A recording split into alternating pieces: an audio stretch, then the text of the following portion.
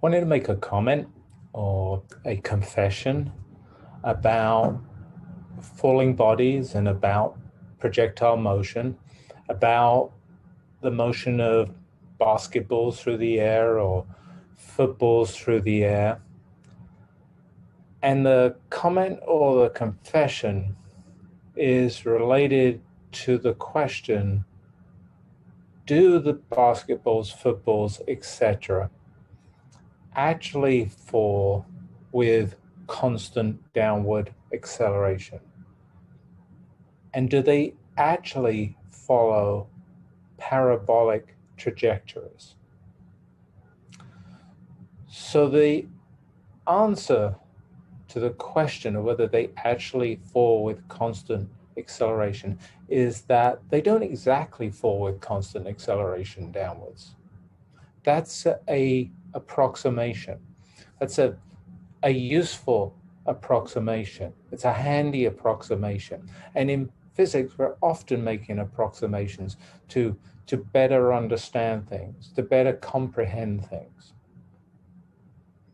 So one reason that basketballs, footballs, falling bodies, projectiles don't fall exactly with constant acceleration is that the basketballs, the footballs, the projectiles are moving through the atmosphere. They're moving through the air, and there's a air drag force, there's a atmospheric drag force in addition to the gravitational force. And a second reason that basketballs, footballs, etc., don't fall with a constant downwards acceleration is that the Earth's not flat. The Earth's a sphere. And as you move over the surface of the Earth, if it's flat, downwards would always be the same direction. But if it's a sphere, the direction of downwards is changing a little. So that's a second reason, a lesser reason, that the acceleration of gravity is not always the same direction, 9.8 meters per second squared.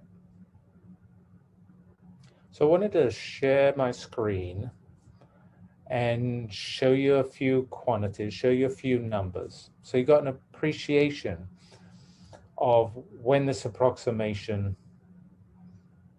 that things, basketballs, footballs, move with constant downwards acceleration, when that's good, and maybe when that's not so good. So as I say, one important effect is the air's drag force, the atmosphere's drag force.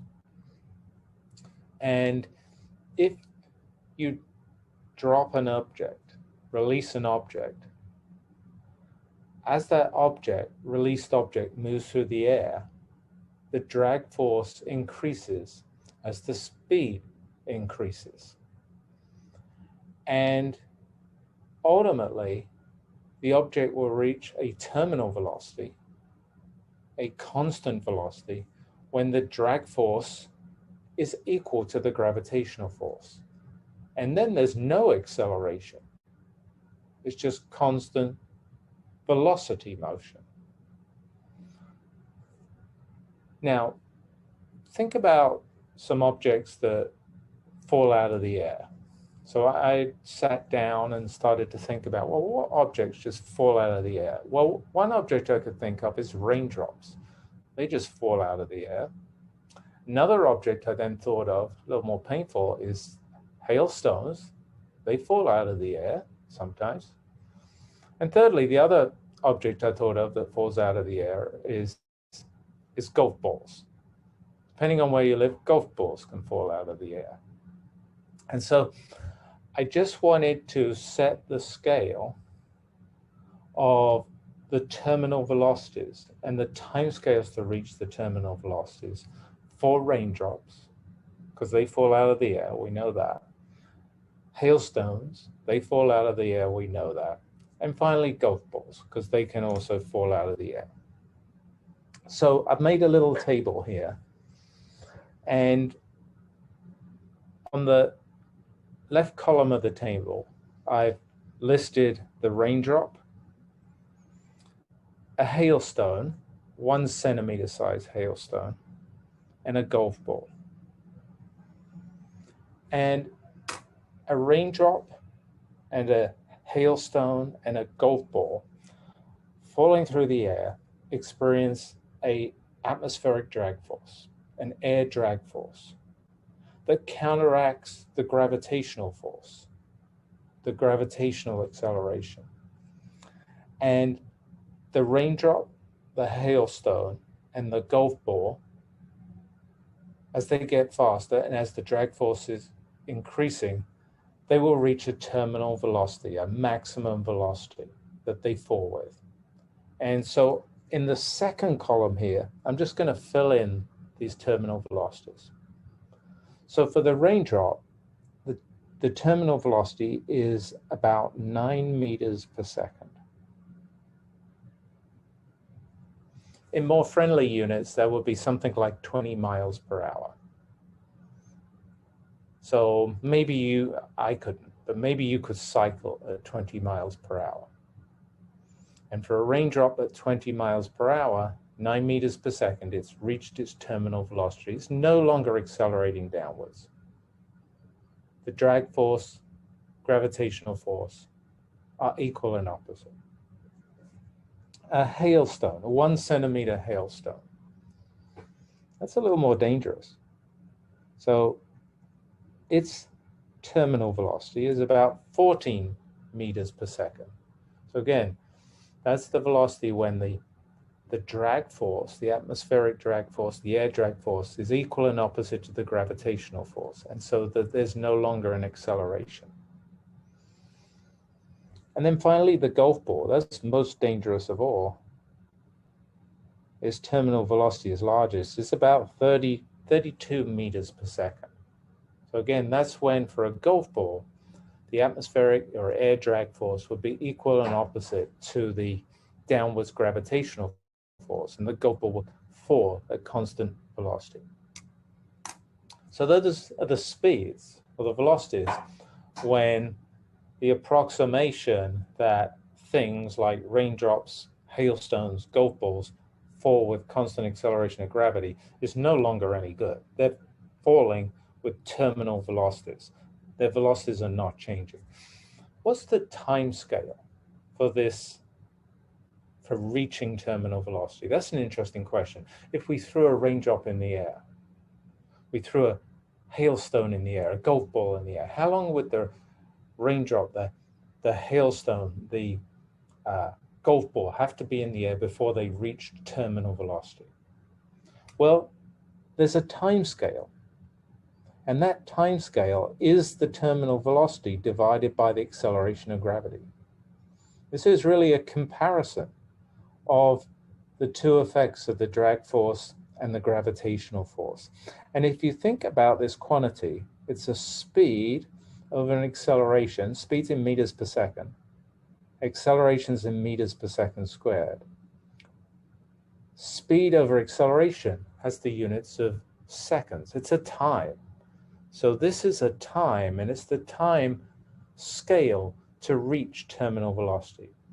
So if we divide 9 meters per second terminal velocity of the raindrop by the acceleration of gravity, that's 9.8 meters per second squared. That's approximately 1 second. So raindrops reach terminal velocity in about 1 second.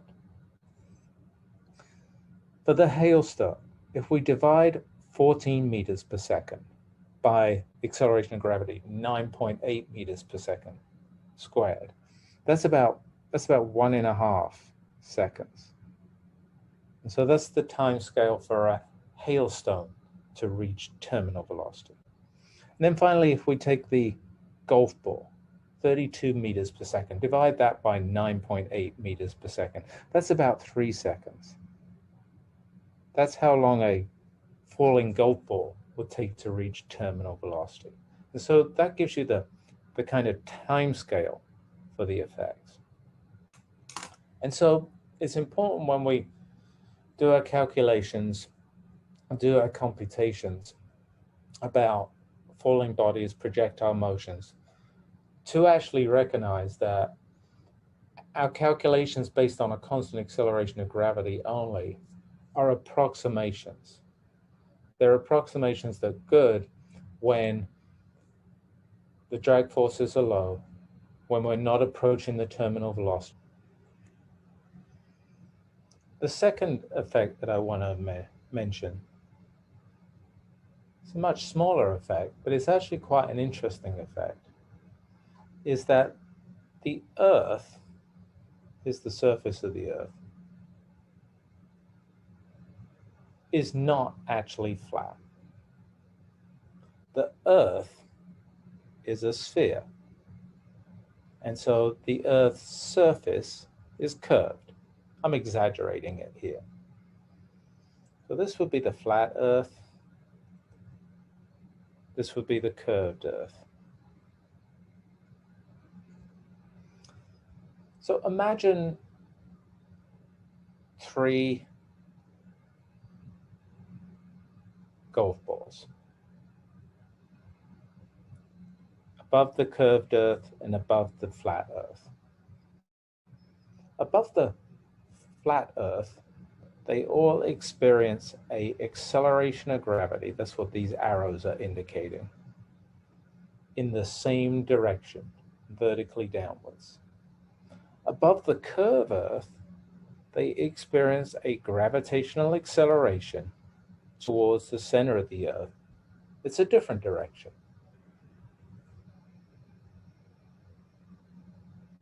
So for the flat Earth, imagine we had thrown this golf ball.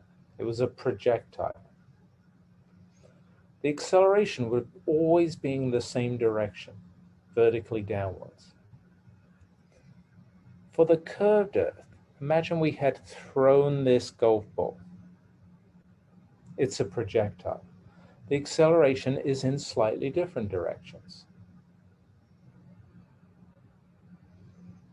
In the case of the golf ball, its path or its trajectory for the flat Earth case, with the acceleration of gravity in the same direction, its trajectory is described by what we call a parabola or a parabolic path.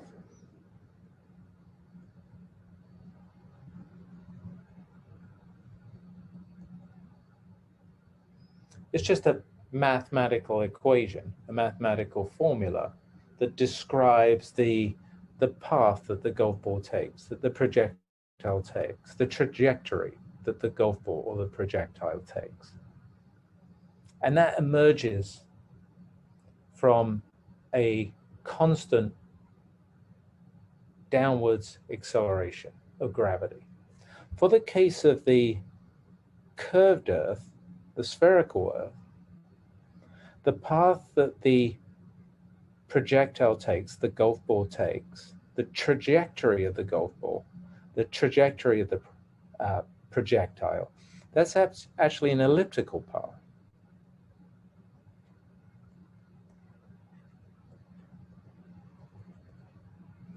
It's slightly different.